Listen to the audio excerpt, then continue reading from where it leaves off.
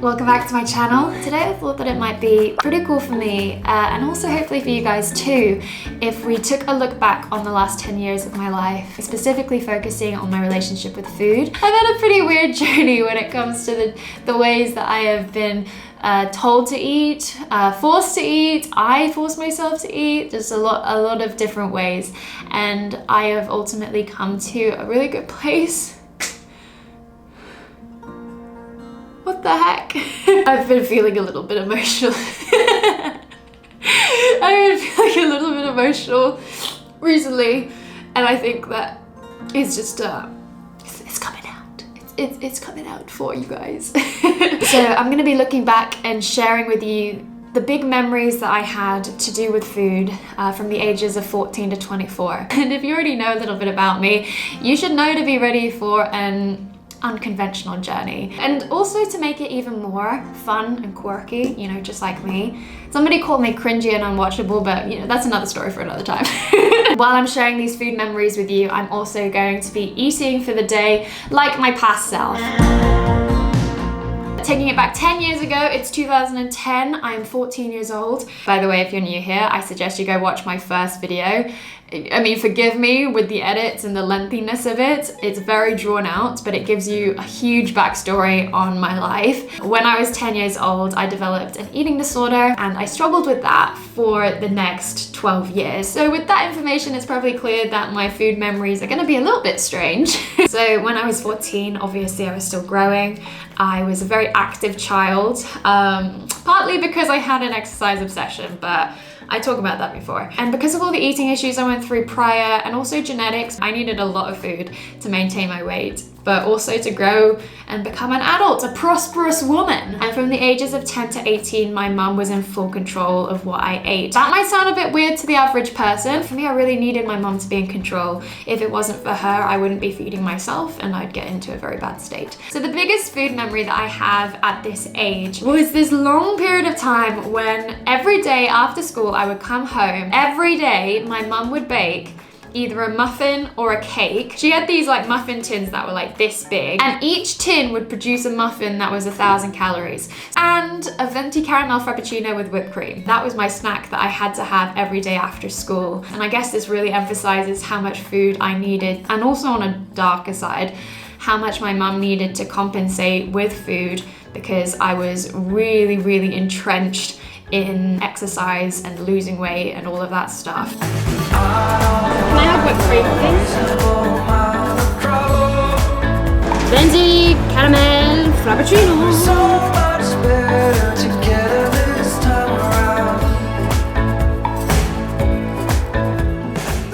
Alright, moving on to the next food memory. So when I turned 16 years old, this was the year that I first went to treatment. Basically, my mum needed help, and despite all of the food I was eating, I was just overcompensating with exercise, and it was just not working anymore. But this place was pretty unique, and now I can say that I don't agree with the way that they made me eat. So I had a structured 3 meals, 3 snacks a day. However, it was 100% nutritionally dense food, wholesome food, healthy, whatever term you want to say. I was not allowed to have any sort of fun food, like my caramel frappuccino. Nah, And you know this girl, you know me, I can't not have fun food. I'm a fun girl, I need fun food with my fun life. But I'm sharing this memory with you because it's such a huge change up. I went from cake and frappuccino to measured out portions of macros and absolutely no sweets. And I'm not sure just how it affected me, but I'm sure that it did. And for a while later into my life, I did become very focused on measuring and weighing out food and having specific portions. Hi guys, so in honor of this lovely meal plan that I was on at the time,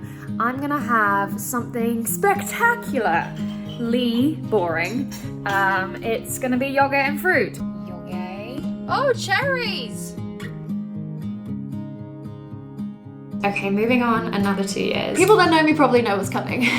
I have to quickly warn you that although this is a big memory, this is not a happy memory, this is not a good memory, it's just bad. So yeah, from the ages of 10 to 18, my mum was in full control of what I ate. Obviously, I wasn't a fan of that, and I would try my hardest to go against it or undo what she was trying to do. I had been forced to go to different places, leave school, and finally I get to 18, I'm officially an adult. no wiser than before, probably even more crazy. And at this age, it meant that I could make decisions for myself. Unfortunately, the choices that I made were not positive ones, and very quickly everything spiraled out of control, basically. That's kind of really all I want to say about that.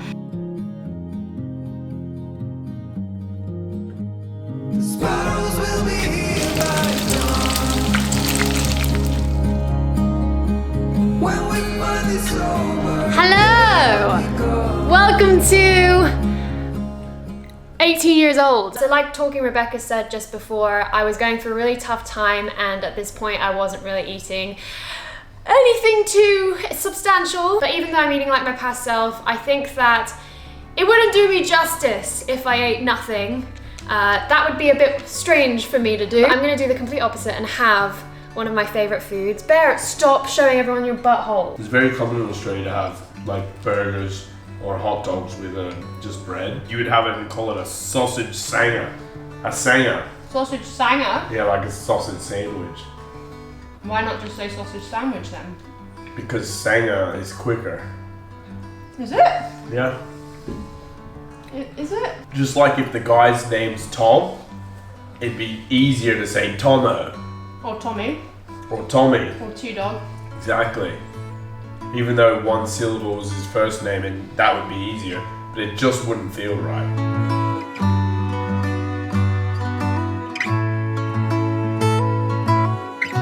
Okay, and then it was my big stint in treatment. So I spent about 2 years in a center in Miami. And again, the way that I ate changed completely. My meal plan was again 3 meals and 3 snacks, although it was completely different to my previous one that I was talking about. It was all about intuitive eating. Of course, this is a very long process, so I started off with a meal plan and slowly transitioned into intuitive eating. I was kind of like a performing intuitive eater. And of course, in the 2 years that I was there, I had a lot of food memories. The one that I want to share with you is, okay, at one point in the process, my meal plan was pretty damn huge. I needed a lot to gain weight. Or I don't know if it was maintaining or gaining weight. I don't know. I wasn't in that control to know that. But this place had a breakfast menu for every day of the week, and it would be on rotation. And breakfast was my favorite meal. I loved it. So let's just do Wednesdays, bagel day. It would be a bagel with spread, cream cheese or peanut butter or anything, yogurt or milk or that, and also some fruit. But I also had to have like this massive, and I say massive, it was this huge pink smoothie. It was so dense and just really, it was like up here. And I also had to have another extra, and that would typically be like a bowl of nuts or something. So you can see how my eating has evolved once again.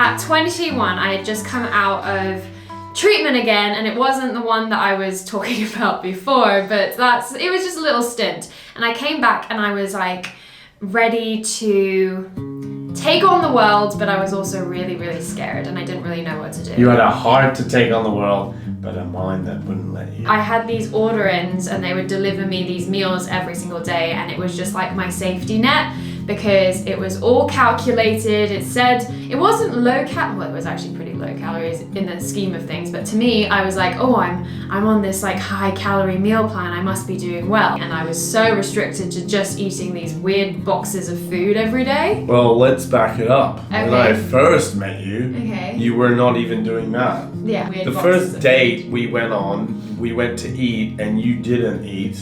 Yeah. You watched me eat, and then you started ordering those meals, but it became rigid because then everything around that was off limits. I was on a ton of different types of meal plans throughout my life, and I just got used to that being the way that I lived, and I honestly thought that I would be on a meal plan for the rest of my life. Then you made a point that I think there was a point in which you said, this isn't working for me anymore. I want to start pushing myself further. And that was around the time you started your YouTube channel. Yeah. In effect, there was a group of people that started to watch, and then that held you even more accountable. Two mixtures of having YouTube was the accountability, the support, and then the excitement. Yeah. Because throughout my whole time with food, food was never exciting to me. It was always just this necessity that I hated. And then like when I got to doing YouTube and actually learning that food is a component to living an amazing life, it just became so much easier for me. And then it became this compounding effect where we would make a challenge for you, and then we'd realize you'd conquer it and you had more in the tank, and we'd start making as much elaborate challenges as we could. Your mindset changed so much because then you stopped fearing food. As before, it was always stressful around food, around the table, around what you're eating. I used to remember when I would talk to you, it wasn't sinking in because you were so worried about this meal in front of you. Whereas now, we're eating and talking, and like a little habit like that you probably would have never even realized has changed so much about the enjoyment of the experience around eating. If you want to, I'll get you flowers waiting around the bend. Baby, let's just pretend. I wanna stay like this forever. Wanna stay right here with you. Wanna stay right here with you. It boggles my mind how you even decided to stay with me at the beginning anyways. You showed promise. Showed promise, yeah. So I've stayed around. However, you haven't locked me in yet, so you still got more to do. We all can always be better. Oh, shut up! Watch this 20-year transformation. See 20 who's in years, it. yeah. 20 years. If we do a 20-year and I'm still in it, then that's I feel like that's you're locked success. in by then. If you click on a 20-year transformation video, and it's a guy called Dave, and he's like, I met you when you turned 30, then you dislike this video, report it to YouTube, and flag it for shit content. I hate Dave. Okay.